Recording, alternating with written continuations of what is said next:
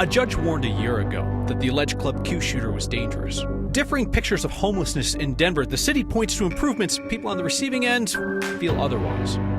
We hear from a recent retiree who lives in Denver but is not running for mayor. He has some ideas for the 24 people who are running. A park sign tells adults to bring a kid or get lost. And it's a simple question that does not always have a simple answer. What's your good news? It's good news, good news. I'm really bad at thinking when I'm under pressure. Let's give him a newscast to think about it. Next. The accused Club Q shooter did not give off warning signs. He was a warning sign, a walking, talking, threatening, gun-hoarding, bomb-making warning sign. Law enforcement saw it. A judge saw it. The Associated Press was first to report today that a judge warned last year that the alleged shooter needed mental health treatment or things were going to be bad. Steve Steger joins us now after going through these court transcripts. Yeah, our legal analyst says it's a statement like that. It's very rare from a judge in a hearing like this. The AP reports that these comments came in a preliminary hearing, which basically lays out some of the evidence in a case, and a judge decides whether or not there's enough evidence to bind a case over to trial. Quick refresher, this was a 2021 incident where the Club Q suspect was charged with kidnapping their grandparents. Court documents from this case say they had stockpiled weapons and tried to make a bomb, and that they'd threatened to be the next mass killer. In that preliminary hearing last summer, Judge Robin Chittum says the suspect needed mental health treatment or, quote, it's going to be so bad. Our legal analyst Scott Robinson says typically all you'll hear from a judge in a preliminary hearing like this is whether or not they're binding a case over to trial. But he says even with such a strong statement, there's nothing the judge could do.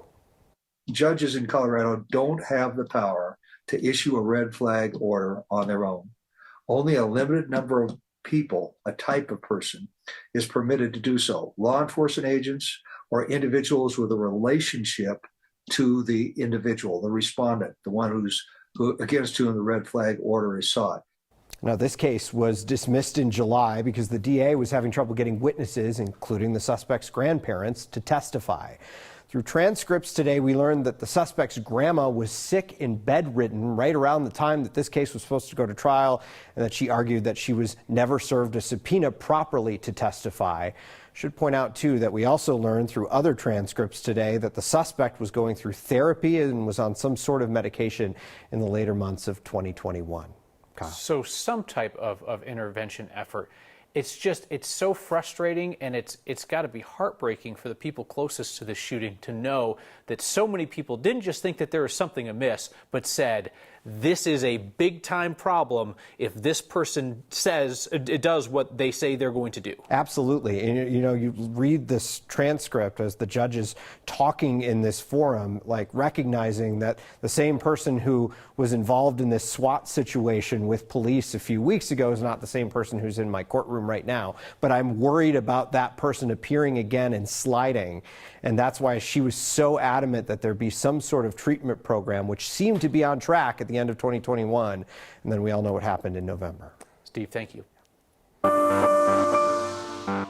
Tonight's next question asks for clarification on Colorado's red flag law.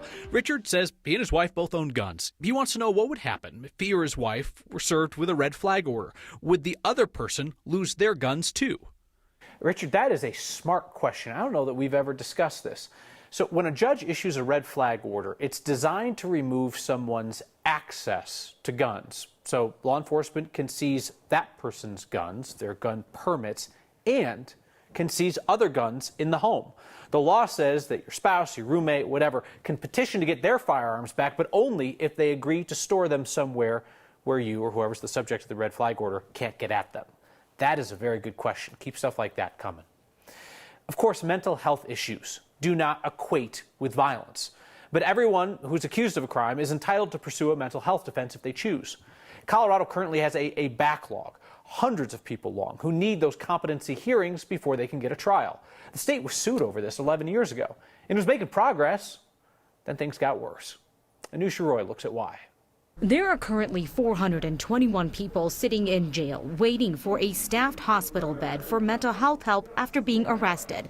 A judge decided they need treatment to restore competency before their criminal case can move forward. It's feeding into tension between the criminal justice and mental health system. They don't use the same language or even have the same goals. Leora Joseph is the director for the Office of Civil and Forensic Mental Health, who wants to be as clear as possible. No one in the department believes that jails are the best place to receive mental health treatment. Of course not. And that competency restoration is only one form of mental health rehabilitation. It's not as comprehensive as full mental health treatment. Colorado was sued in 2011. The delays in services were violating constitutional rights. Then things were getting better. Folks were getting treatment faster. The wait list was down to something like 40 people. And then what happened? COVID. Like hospitals across the country, they started losing staff to the point they have 84 empty beds at a hospital in Pueblo and 22 in Fort Logan, but not enough nurses and physicians. The number of orders for evaluations also jumped close to 50% since 2018. And now there are hundreds of people waiting in jail. This is a very painful topic for us. Some of them are waiting over 100 days. Some of them have waited even longer than that. You're only going to get worse in that context. Vincent Atchity with Mental Health Colorado said this is one of their top advocacy issues. Atchity said too often the criminal justice system is a person's first touch point for treatment. A terrible shame for our state and our nation. Colorado is not the only state in this facing a competency backlog situation. These are people whose needs could and should have been met earlier on. But the reality is, too often that doesn't happen, and there's a serious domino effect. It makes it harder to house them. It makes it harder to care for them. It also means that people are being held in jail while their trial hits a pause button. Joseph with the state said that the only way out of this problem is to staff these hospitals. But the big problem is that the pay isn't competitive, off by tens of thousands of dollars. So right now she's trying to get more money to be more competitive. She's hoping in a year and a half to 2 years to make a lot of progress, but said that wait list is not going to be down to zero in that time frame. She said simply that is just not realistic. So these fines that are being paid, where does that money go? How does that utilized? Yeah, so every year the state is paying as much as $12 million, and that money is then going out to different groups that are working on different innovative solutions when it comes to trying to cut down this wait list. And because so many of the people caught in this are also experiencing homelessness, a big focus of that is working on housing solutions. All right, Anusha, thank you.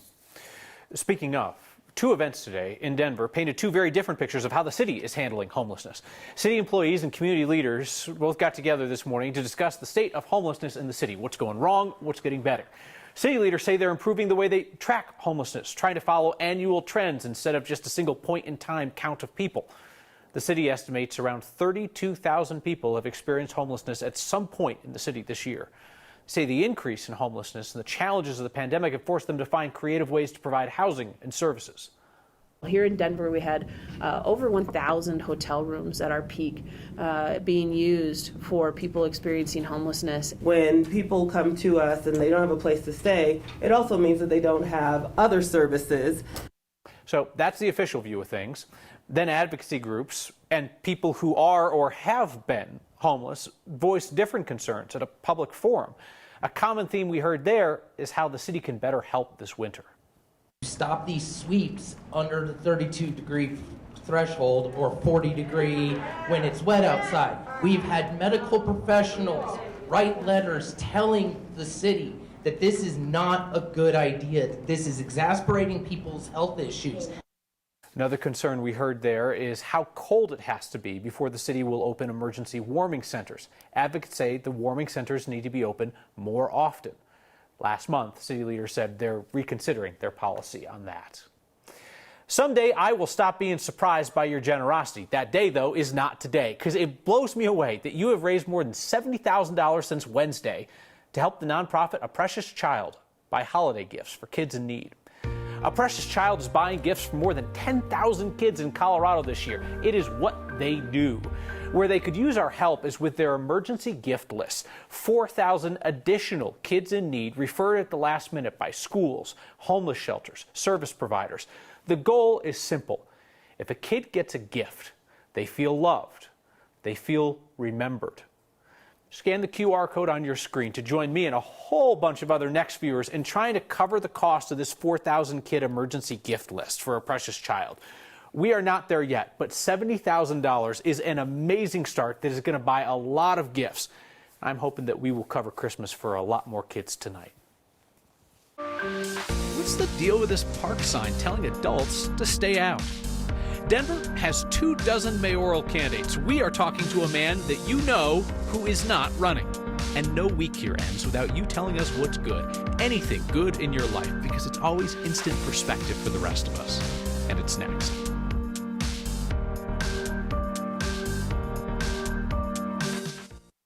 You've seen the signs at parks and pools and such. Children must be accompanied by an adult. Denver Parks and Rec is flipping that approach for some city parks. There's a sign on a new fence at Governor's Park that says if you're an adult using the playground, you got to have a kid with you. Well, what are adults doing on the playground without kids? Well, city says they've been using and leaving hypodermic needles on the playground. It's a safety issue. Parks and Rec says the sign's been up since September. You might assume everybody would ignore it, but they say they've actually noticed a drop in issues there. The sign itself, though, has drawn some mixed reactions, so they're considering changing it. As we head into the new year, time is running out for you to run for mayor of Denver. Deadline to join this crowd of 24 announced candidates is in February. There's one name that's missing. This guy, not sure if you know about him. Gary, recently retired journalist, lives in the city of Denver. He certainly would have time to run for mayor if he wanted to. He says he's not interested. Hi, my name is Gary Shapiro, and I am not running for Denver mayor. Not because I don't have a lot of great ideas for the city of Denver, but mostly because I'm going to be really busy. See, I'm mostly going to be busy sleeping because in my former job, I had to get up really, really early. And when I'm not sleeping, I'll probably be skiing during the week because in my former job, I could only go skiing on weekends, and we all know what a pain it is to ski on weekends, right? But when I'm not skiing, I guess I'll probably be traveling because in my former job, I could only get off certain times of the year, and it was really hard to travel. And so we're going to do some trips that my wife and I have been planning for a while. When I'm not traveling, I am going to be hanging out with family, especially during holidays because, you know, my former job, I had to work a lot of holidays. So anyway, I am not running for the mayor of Denver. But trust me, if I were, I would win. Love your show next. We're like, hey, Gary, you want to do the bit thing where we interview the couple of people who aren't running for mayor? Nobody has been more enthusiastic to be interviewed about not running for mayor than Gary Shapiro.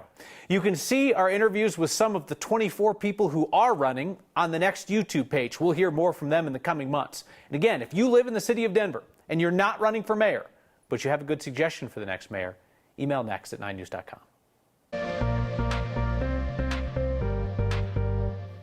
Alrighty, and as far as our weather goes, overnight low temperatures are set to drop right back down into the middle to lower teens. Some areas in the single digits, of course. As of right now, though, currently in the upper teens and lower 20s in Denver. -4 degrees, though, in Kremling. As I said, our low temperatures are set to sink down into the middle to lower teens. Single digits out along the plains. Same thing goes for the high country, but Gunnison, look at you guys taking the cake with -12 degree low temperatures. Meanwhile, our high temperatures for tomorrow will top out in the upper 30s and lower 40s. Today, we only made it into the upper 20s and lower 30s, so it'll feel like a nice balmy day in the Denver metro region. Winter Park will do 20 degrees, Vail at 25 degrees. Speaking of tomorrow, let's take you through the next 24 to 48 hours as the skies are expected to remain clear. Saturday night into Sunday morning, maybe a few more clouds are likely, and of course, this is all as we prepare for the Broncos game on Sunday. Not a bad forecast either with temperatures in the upper 30s and lower 40s. By the fourth quarter, though, we're talking temperatures in the upper 20s and lower 30s. 7-day forecast not looking too bad until the second half of next week. Unless you're in love with cold weather, it's going to be mighty chilly. Making sure everyone can enjoy a holiday show, even if loud and crowds aren't their scene. Yours, every Friday, is good news. It's last day of school. Oh boy, that's a lot. Next.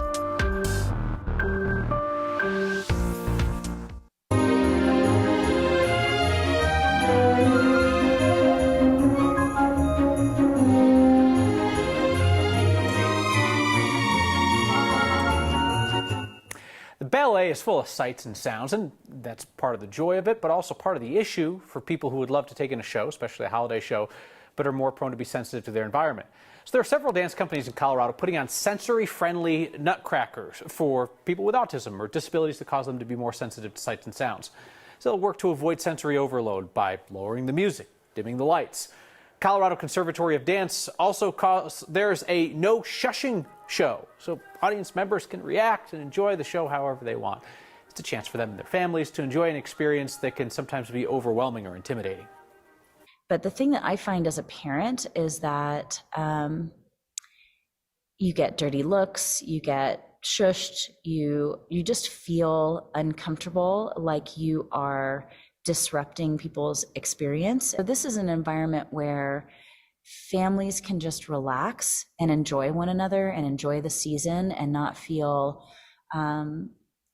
like all they should be focusing on is keeping their child from disrupting others. That is fantastic. The Conservatory of Dance is holding their sensory-friendly show tonight. 7th year doing this, and they told us it's something that both the audience and the dancers look forward to each year.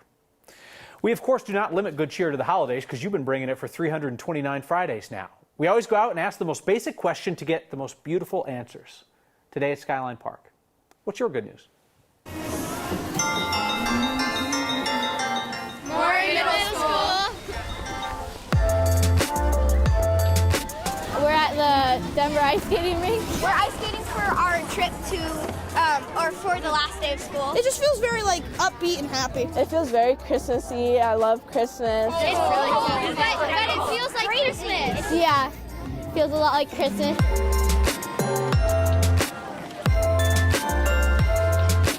It's good news, good news. My good news, I'm on track. It's Christmas, last day. It's the last day of the semester. I get to go see my dog tomorrow. I'm really bad at thinking when I'm under pressure. Well, it's the last day of term, so after today I'm on Christmas break. It's the last day of school. Last day of school. The good news is that Christmas is almost here. Merry Christmas! Merry Christmas, happy holidays. Merry Christmas, everybody. I hope you have a wonderful Christmas. Merry Christmas, and if my parents are watching, hi. Merry Christmas!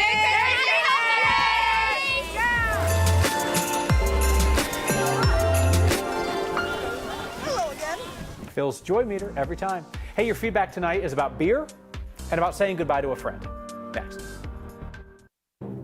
Leave those picture-perfect holiday photos for your sister-in-law's Instagram page. That stuff's fake anyway, and your holiday fails are more fun.